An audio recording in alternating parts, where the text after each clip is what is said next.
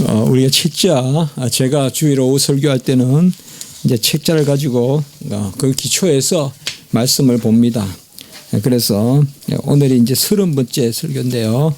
오늘은 58페이지에 보시면 그 내용입니다. 그래서 본문에 비추어서 오늘 말씀을 이제 잠깐 그렇게 살펴보면 되겠습니다. 하나님이 천지를 창조하신 것은 인류를 창조하시려고, 인간을 지으시려고 천지를 창조하셨습니다. 우리가 모든 것을 다 준비해서 자녀를 낳죠. 자녀를 낳으려고 또 기저귀도 사고 또 침대도 사고, 모든 세상 만물은 인류를 지으려고 하나님이 지으신 것입니다. 하나님은 특별히 인류를 지으시되 오늘 말씀에 보면 우리의 형상을 따라, 여기 우리라고 이렇게 복수형으로 되어 있는 것은 삼위일체 하나님, 그렇게 보면 되고, 혹은 또 장은 복수다 이렇게 해서 존귀함을 일컫는 그런 부분이라고도 볼 수 있어요. 임금이 지미라고 부르는 것과 같이 우리의 형상이다라고 할 때는 하나님, 삼위일체 하나님이라고도 봐도 되고, 그리고 그 하나님을 높여서 그렇게 장엄하게 보는 존귀함을 뜻하는 것이라고도 볼 수가 있습니다. 하나님이 우리 인류를 지으신 것은 특별히 자신의 형상으로 또 모양으로 이렇게 지었습니다. 이 형상과 모양은 어떤 바깥에 생긴 것만 그렇다, 그게 아니에요. 우리가 생긴 게, 우리 생긴 요게 하나님을 닮았다, 그게 아니에요. 하나님은 그러한 생김새가 없어요. 하나님은 만유에 충만하시고 만유를 짓기 전에도 계시기 때문에 생김새가 없어요. 그러면 여기에 형상과 모양, 곧 형상이란 말은 뭐냐? 바로 인격을 뜻합니다. 인격. 지식을 주시고 정서, 감정을 주시고 또 의지, 결정해서 행할 수 있는 그것을 우리에게 허락해 주신 것입니다. 그래서 우리를 지으셔서 우리가 만물을 다스리도록, 오늘 말씀에도 보면 다스리게 하자 하면 물고기와 하늘의 새와 가축을 다스리게 하자. 이것은 특별히 28절에도 보면 생육하고 번성하고 충만하고 지키고 다스리고, 이런 것을 우리가 특별히 문화명령이라고 하죠. 문화명령. 특별히 이 짐승도 생육하고 번성하고 충만하기는 해요. 그러나 정복하고 다스리는 것은 인류에게만 명령하셨어요. 짐승에게도 생육하고 충만하고 그리고 번성하라고는 명령했어요. 하나님이 하라 하니까 번성하는 거예요. 그러나 지키고 다스리는 것은 인류에게만 주었어요. 그 사실상 하나님의 형상을 한 인간이 만물을 지키고 다스리는, 이것은 오직 인간에게만 허락하셨어요. 천사도 아니에요. 인간에게만 이것을 허락하셨어요. 이것을 우리는 문화명령이다라고 자주 이야기합니다. 그리고 이러한 권세를 영장권이다라고 이렇게도 이야기해요. 그래서 만물의 영장권을 주셔서 지키고 다스리고 또 생육하고 충만하고 번성하게 그렇게 하셨습니다. 이건 하나님의 명령이고, 하나님은 스스로 오르시고 스스로 변개치 아니하시기 때문에 이 생육하고 번성하고 충만하고 다스리고 지키는 것은 하나님이 절대적으로 우리에게 주신 것입니다.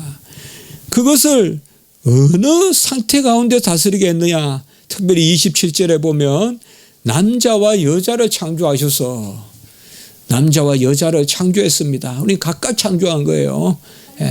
여자라고는 남자의 몸 가운데 취해서 만들어졌지만 그것도 여자도 창조예요. 남자로부터 나온 게 아니에요. 창조한 거예요. 여자도 남자도 창조한 거예요. 그래서 가정을 이루게 하시죠. 이제 내가 뒤에 가보면 독처하는 것이 좋지 않다. 그래서 가정을 이루게 하시죠. 이건 우리는 또 가정명령이라고 해요. 그래서 크게 보면 이 창세기에는 두 가지가 있어요. 크게 보면 가정을 이루어서 지키고 다스리라, 이 명령을 크게 주신 거예요. 크게 주신 거예요. 그래서 가정과 함께, 그리고 그 가정에는 남녀가 가정을 이루어서 생육하고 번성하고 충만하고 지키고 다스리는데 그 위에 하나님이 계신 거예요. 그 하나님의 형상대로 우리 가족이 사람을 남자와 여자로 지어서 남자와 여자가 한 몸이 되어서 가정을 이루어서 생육하고 번성하고 충만하고 지키고 다스리겠다 이 말이죠. 그래서 모든 우리 가정은 하나님의 가족이에요. 그 God's family, 하나님의 가족이다 이 말. 우리는 하나님의 가족으로서 하나다라는 것을 우리가 알 수가 있습니다. 우리 인류는 이렇듯이 고귀하게 지어졌습니다. 지정의를 갖추는 그러한 인격체로서 우리가 지음을 받았어요. 지식이 있기 때문에 분별합니다. 지식이 있기 때문에 옳고 그른 것을 판단합니다. 지식이 있기 때문에 새로운 것을 만들기도 하고 지식이 있기 때문에 먼 곳의 것을 탐구도 하고 발견도 합니다. 또 인간은 정서가 있어요. 감정이 있기 때문에 단순히 기계적으로 반응하지 않습니다. 본능으로만 사는 것이 아닙니다. 정서가 있기 때문에 연민을 가질 수 있고 정서가 있기 때문에 인격적으로 남을 사랑할 수가 있습니다. 짐승적인 삶을 사는 것은 결코 신앙인의 모습이 아닙니다. 신앙인은 무슨 예술적 감각도 없어도 되고 신앙인은 뭐 그런 거 다 버리고 그건 우상이고 그건 아닙니다. 시도 읽을 것이요, 예술도 감상할 것이요, 음악도 들을 것이요. 그것 통하여 하나님을 찬미하면 되는 거예요. 우리가 잘 쓰여진 시를 통하여서 하나님을 찬미하는 건 얼마나 아름다운 일이에요. 그것도 하나님이 주신 인류에게 주신 은총이라고요. 일반 은총이라고요. 우리는 정서가 있기 때문에 이러한 고급스러운 정서적인 삶을 사는 거예요. 한국 교회가 이것에 대해서 조금 오해한 부분이 있어요. 그 교회 안에 문화가 없어요. 교회 안에 문화가 없어요. 잘 믿는다 그러면 다 아무것도 안 하는 게 잘 믿는다고 생각하니까 거기에 역작용이 일어나요. 부작용이 일어나요. 진짜 신앙이 깊은 사람은 자연을 즐거워할 수 있어야 돼요. 진짜 신앙이 깊은 사람은 정서적으로 부드러워야 돼요. 감정이 풍부해야 돼요. 무슨 날카롭게 사는 것이 신앙인이 아니에요. 감정을 주셨어요. 그 감정 가운데서 공유하게 하고, 오늘 설교도 우리가 했지만은 감사함이 서로 공유되고 이런 것들이 정서적 공동체가 되게 하신다 이 말이에요. 그리고 하나님은 또한 인류에게 의지를 주셨습니다. 이 의지는 지식과 구별되지 않아요. 지식을 주셨기 때문에, 감정을 주셨기 때문에 의지할 수 있어요. 자, 저 사람이 가난해요. 저 사람 가난하다. 지식이에요. 그렇죠? 불쌍하다. 안 됐다. 감정이에요. 도와주자. 의지예요. 이게 인간이라고요. 저 사람 가난하구나. 이 지식이에요. 그래서 우리가 여행도 많이 다닐 필요가 있어요. 식견을 넓혀야 알아요, 사람이. 좀 맨날 우물 안에 그것만 보면 자정간천이라 아무것도 안 보여요. 불쌍한 사람도 안 보이고 안 보여요. 가난한 사람도 안 보이고. 넓게 다니다 보면 사람이 넓어져요, 마음이. 그런 면에서는 좀 우리가 식견을 갖추고 좀 넓게 가볼 필요가 있어요. 저도 여행을 많이는 안 다니지만 여행에 유익함이 있거든요. 저 사람은 참 가난하다. 저 사람은 참 먹을 것이 없다. 이런 것은 일단 지식이에요. 그 사람이 어떻다는 걸 알잖아요, 우리가. 근데 이 지식만 있고는 감정이 없는 사람이 있어요.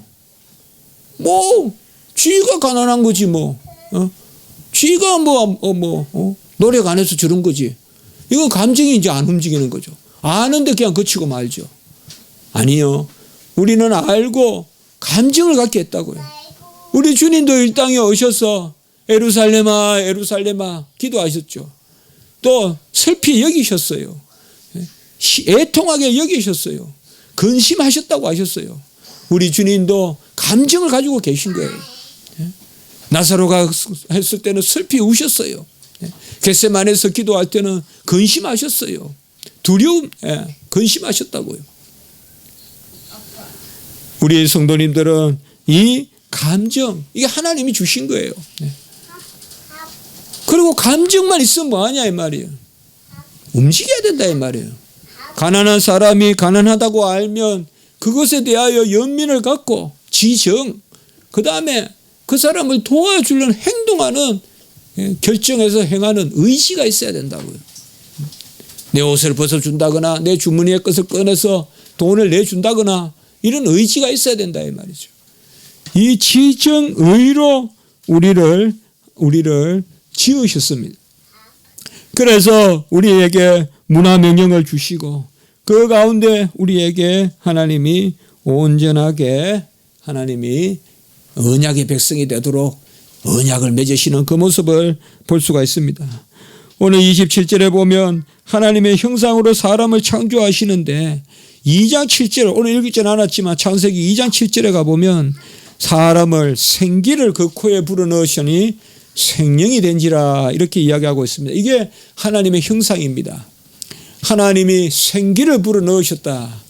이 생기라는 것은 우리가 여러 가지로 해석해 볼 수 있어요. 그러나 쉽게 생각하면 하나님이 영혼을 불어넣으셨다. 생명을 불어넣으셨다. 그렇게 볼 수가 있어요. 하나님이 우리에게 생기를 불어넣으셨기 때문에 우리는 영적인 존재가 된 거예요. 이 영적인 존재가 됐기 때문에 영으로 분별할 수 있는 그러한 존재가 됐어요. 이거는 또 다른 세계예요. 피조물에게는 주어지지 않은 영적, 스피리추얼, 영적인 세계가 우리에게 열린 것이에요. 그래서 영적으로 분별하고 영적으로 정서를 갖는 거예요. 그게 신앙의 정서라는 거예요. 신앙의 정서.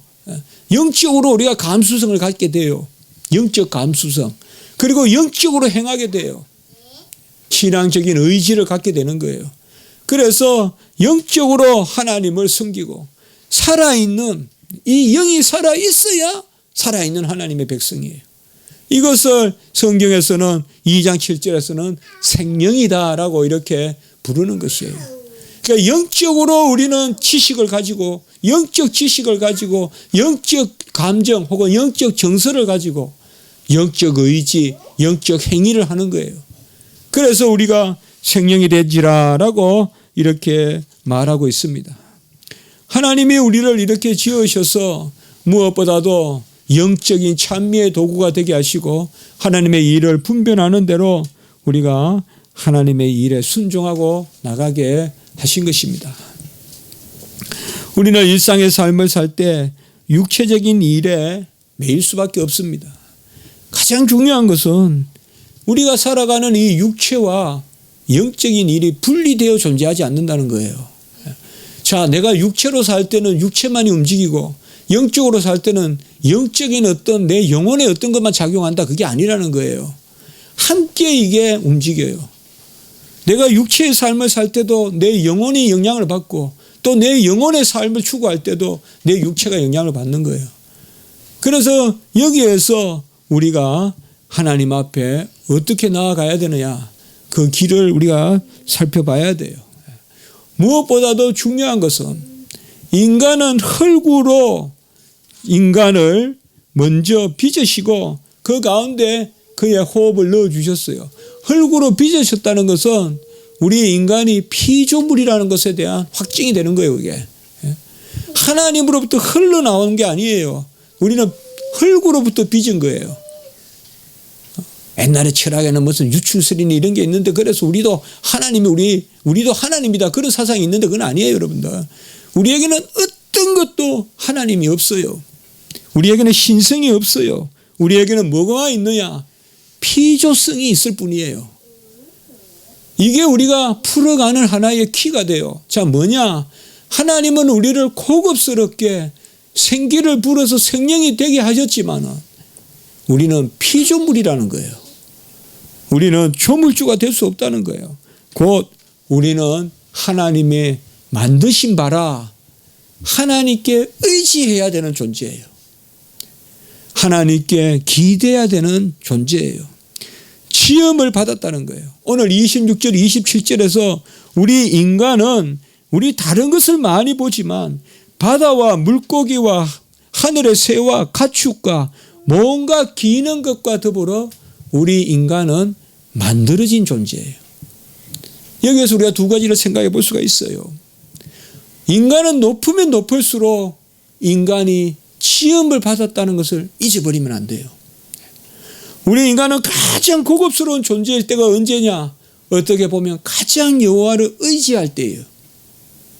하나님이 우리에게 영적인 지정의를 주신 것은 인간이 스스로 존재하는 것이 아니라 하나님 안에 속하고 하나님에 따라서 행동해야 되고 하나님에 따라서 의지해야 되고 감정을 가져야 됩니다. 내 정서와 내 지식과 내 의지로 살아라는 것이 아니라는 거예요. 그것을 우리에게 보여주고 있어요. 신앙생활을 잘하는 사람 가운데서도 지식은 양보 못하는 사람이 있어요. 아는 것은 죽어도 내가 맞다고 그래요. 아는 것 깨져야 돼요. 아는 것에 대해서 깨져야 돼요. 같이 합니다. 지식에 조차 새롭게 하신다. 아는 것에서 깨져야 돼요. 여전히 교회 안에 있으면서도 내가 뭐 알고 있는 그거는 절대 양보 못해요. 안 깨져요. 그거는. 내가 어릴 때부터 가지고 있었던 고정관념 그거 깨야 돼요. 내가 알고 있었던 이렇게 저렇게 배웠던 어떤 것들에 대한 고정관념들이 있어요.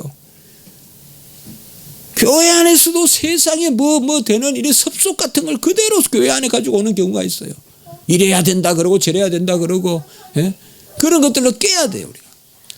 지식에조차도 새롭게 돼야 돼요. 우리는 하나님 앞에 붙들린 지식을 가져야 돼요. 같이 합니다. 신령한 지식. 신령한 지식에 우리가 사로잡혀야 돼요. 사실상 이 세상의 지식은 그 신령한 지식에 다 녹아 들어가 있어야 돼요. 세상의 지식이 신령한 지식에 결론을 내거나 뭐 교회에서 믿으라 하는 것은 뭐 누구나 아는 그냥 초보 지식이고 내가 학교에서 배운 이게 고급 지식이다. 그렇게 생각하면 안 돼요.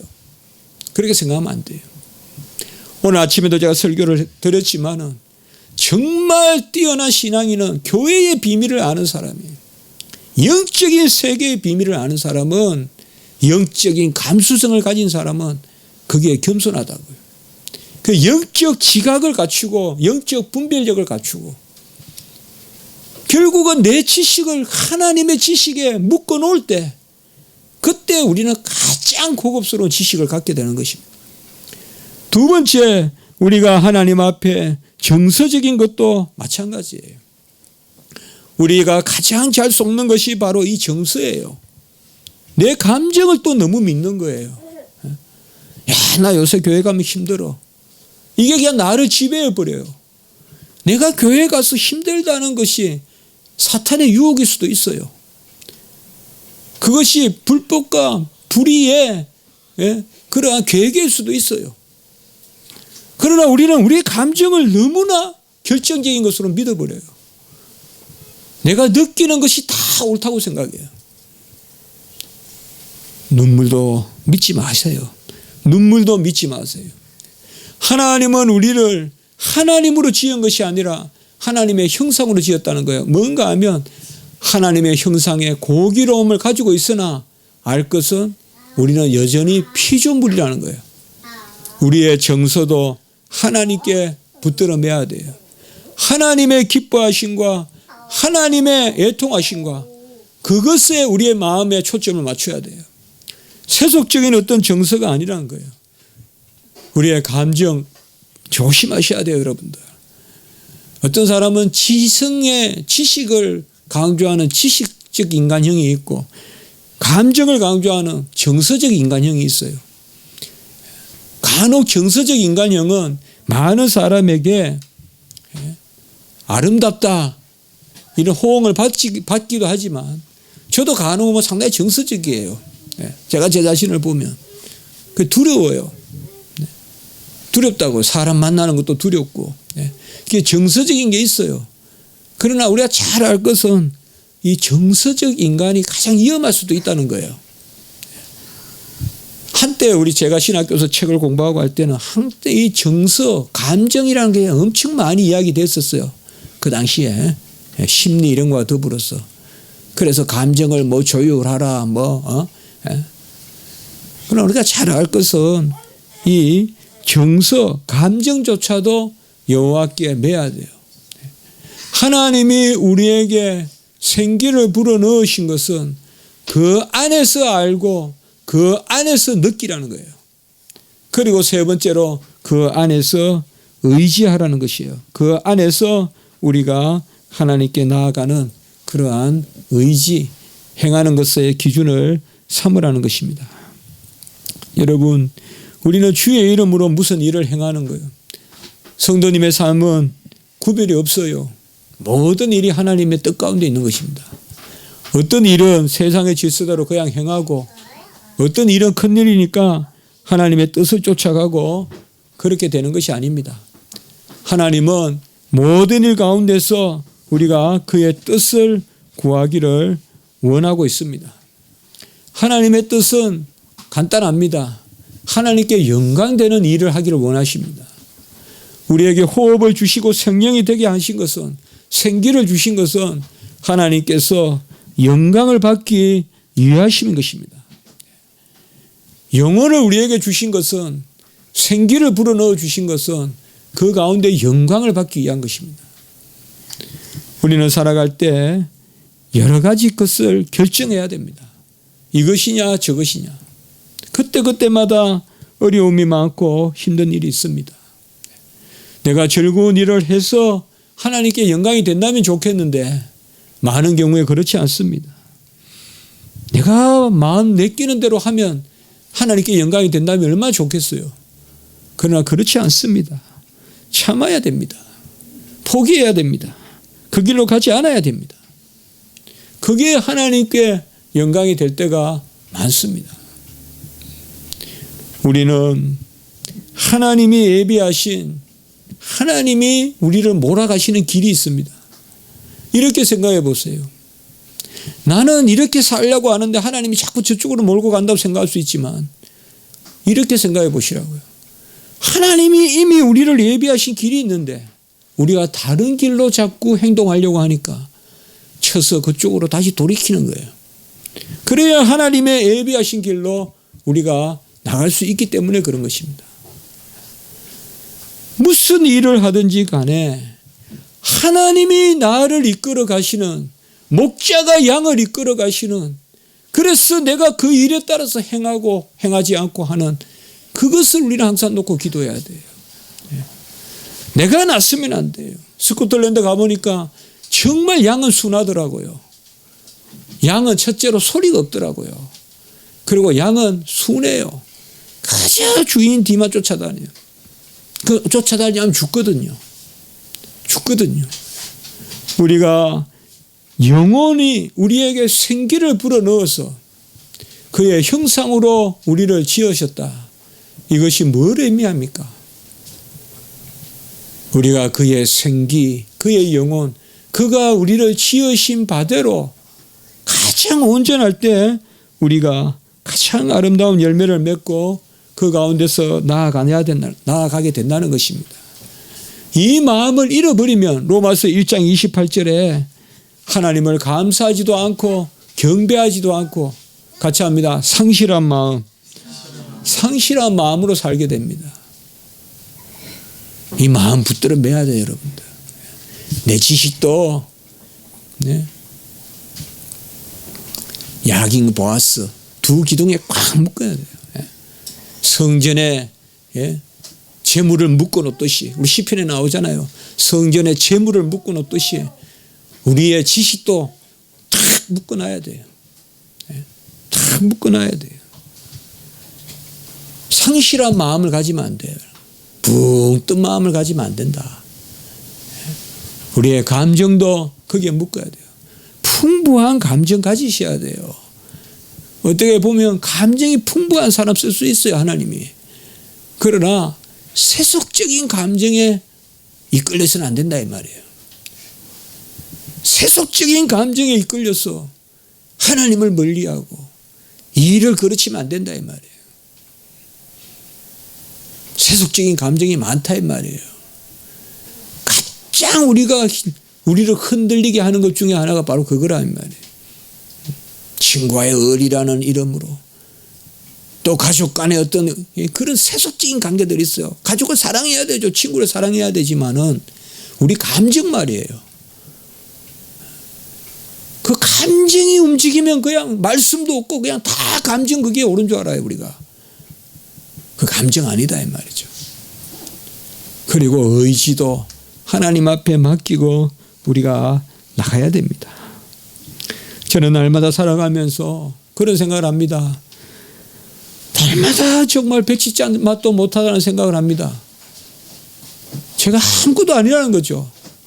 이 배치자만큼 아무 폭도 없고 면도 없고 정말 아무것도 아니라는 생각을 많이 합니다. 하나님이 그때그때 우리를 채워주셔야 되는데 사람은 하나님의 형상으로 지음을 받았기 때문에 언제 상실한 마음을 버리느냐. 하나님 품에 있어야 돼요. 하나님 품에서 지식을 갖고 하나님 품에서 정서를 갖고 느끼고 하나님 품에서 의지해야 돼요. 기도하시고 그렇게 우리가 일을 했을 때 잠시 안 되는 듯해도 하나님의 큰 길 가운데 하나님의 역정 가운데 있기 때문에 하나님이 그것을 온전하게 하십니다. 그러나 우리가 하나님의 품을 떠나고 우리는 하나님의 지으신 바 되고 하나님의 형상으로 우리를 지으신 바 된 인격적인 존재인데 하나님을 떠나서 우리가 마음대로 행동하면 상실한 마음이 우리 가운데 있다 이 말이에요.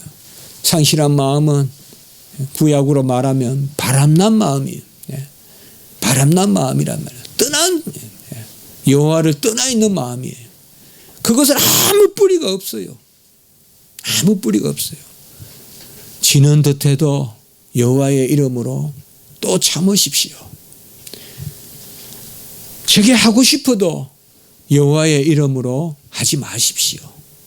말씀이 나에게 말씀해 주시고 기도해보니 하나님이 나에게 말씀을 통하여 비추어 주시면 그게 안 되는 듯 해도 그렇게 해야 돼요. 그렇게 해야 돼요. 이 봄이 우리에게 교훈해 주는 것은 진달래 개나리가 먼 곳에 가서 꽃을 피우는 게 아니에요. 그 자리에 가만히 있어도 꽃을 피워요. 성도들이 먼저 할 것은 제자리를 잘 지키고 잘 닦으면 때가 되면 다 꽃이 피어요. 꽃은 내가 저곳저곳 막 옮겨서 부산하게 그게 상실한 마음이에요. 뭔가 해봐야 되겠다. 예? 이렇게 안 하면 안 된다. 내 이름 한번 내봐야 되겠다. 그러면 뿌리 여기 붙고 저기 붙이다 옮기면 봄에 꽃 안 펴요. 말라 죽고 말아요. 안 되는 듯 해도 설마 꽃을 피울까 해도 그 자리 탁 버티고 겨울을 나면 때가 되면 하나님이 탁 꽃을 피워주세요. 저는 신학교 오고 이런 걸 좀 배운 것 같아요. 하나님이 하셔야 된다는 거예요. 버릇같이 그 생각을 해요. 하나님이 하셔야 된다. 내가 해서 되는 게 아니다. 이거. 하나님이 하셔야 되죠. 하나님이 하셔야 뭐 주로 공부하고 이게 저의 일이 다지만은 그것도 일이 많잖아요. 하나님이 하셔야 책도 쓰게 되지. 정말이에요. 저 여러분께 고백해요. 제가 쓴 거 하나도 없어요. 하나님이 하셔야 돼요. 하나님이 하시면 안 되는 듯 해도 내가 봐서는 막 안 되는 데도 돼요. 오늘 말씀에서 우리가 이걸 꼭 기억합시다. 하나님의 형상으로 가장 귀하게 지었는데 언제 가장 귀하냐? 우리는 피조물이다 이 말이에요. 지음을 받은 그 우리를 지으신 분께 가장 잘 붙들려 있을 때 우리가 가장 잘 사용된다는 거예요. 우리 학생들 공부도 그렇게 하시면 돼요. 공부도 꼭 무슨 취직과 꼭 대학교가 마지막으로 생각하지 마세요. 물론 그렇게 잘 안 믿겠지만 이제 목사님 같이 나이가 이렇게 50대나 이렇게 돼 보면 알 수가 있어요. 끝내 지금 젊을 때 배우는 것에 열매가 뭐냐 이 말이에요. 그것은 훗날 바라봤을 때 여호와 안에서 우리가 준비하고 나아가는 것입니다. 그래서 꼭 알 것은 최고로 지었대 여호와께 붙들려 있을 때 최고지. 그렇지 않으면 버려지는 소금만 또 못하다 이 말이에요. 소금은 맛이 없으면 모래로도 쓸 수 없어요. 집 짓는데도 못 써요. 소금이 들어가면 다 무너져요. 무너진다고요. 우리 여호와께 꼭 붙어서 기도하시고 나아가는 그런 은혜가 있기 바랍니다. 기도드리겠습니다. 거룩하고 자비로우신 하나님 아버지, 우리를 지으셔서 우리를 자녀 삼아 주시고 또 그 가운데 지정의 가운데 거듭나게 하시니 감사합니다. 하나님 아버지시여, 새로운 지식과 또 거듭난 그런 정서와 그리고 주님의 말씀에 따른 의지의 결단을 내리는 우리의 삶을 살게 하시고 무엇보다 여호와 하나님께 잘 붙들려 있어서 여호와께서 우리를 높이시는 대로 높아져서 여호와께 영광이 되는 저희들이 되게 해 주시옵소서. 구주 예수 그리스도 이름으로 감사하며 기도드리옵나이다. 아멘.